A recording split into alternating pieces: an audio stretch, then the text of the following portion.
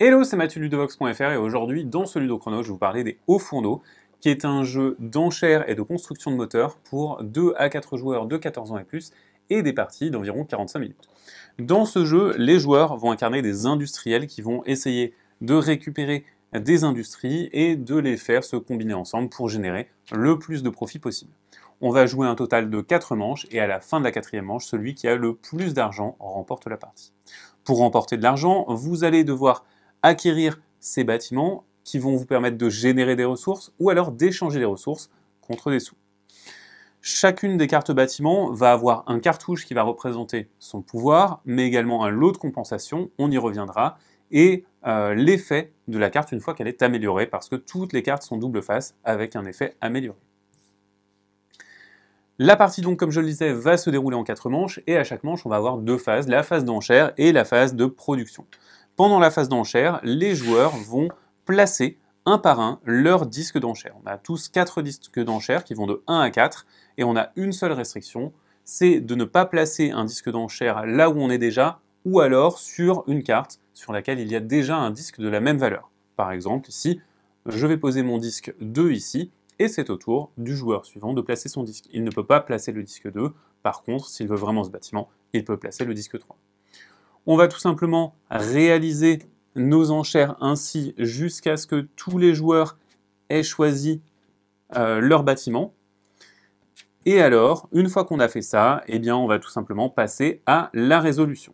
Les bâtiments vont être récupérés dans le sens de cette ligne, et donc le joueur qui a placé le disque le plus élevé remporte le bâtiment. Ici, c'est le joueur jaune.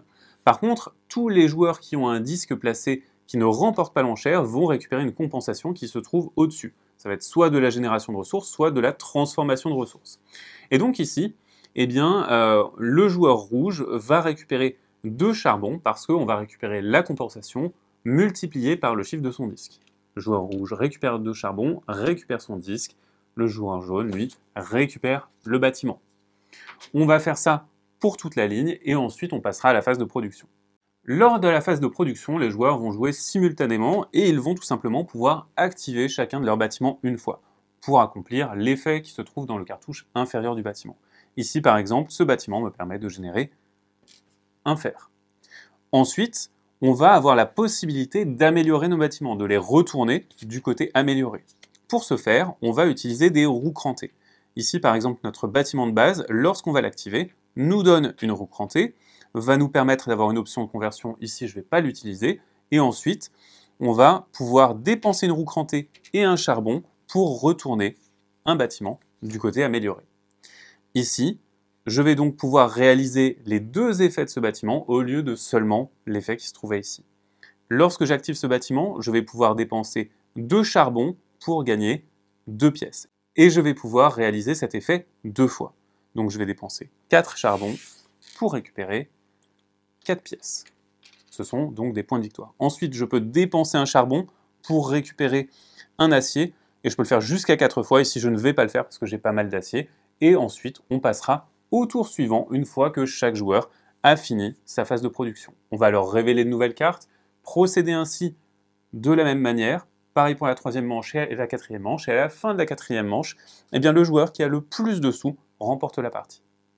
Chaque joueur en début de partie va récupérer une industrie de base. Cette industrie va être un petit peu particulière parce qu'elle va vous donner certaines choses, donc des ressources de démarrage et des options de conversion différentes. Et en plus, on va récupérer une carte industrielle qui va nous donner un pouvoir un petit peu différent. Par exemple, moi je peux dépenser 2 charbons pour réactiver une de mes unités. Ce personnage-ci va pouvoir dépenser de l'acier au lieu des roues crantées pour améliorer ses bâtiments. Les Hauts Fourneaux est donc un jeu dans lequel vous essayez de construire un moteur en récupérant des bonnes cartes et vous récupérez ces cartes grâce à des enchères, mais parfois ne pas remporter une carte vous donne une compensation très intéressante. C'est à vous donc de composer et de jouer stratégiquement. Maintenant, c'est à vous de jouer, à bientôt sur ludovox.fr.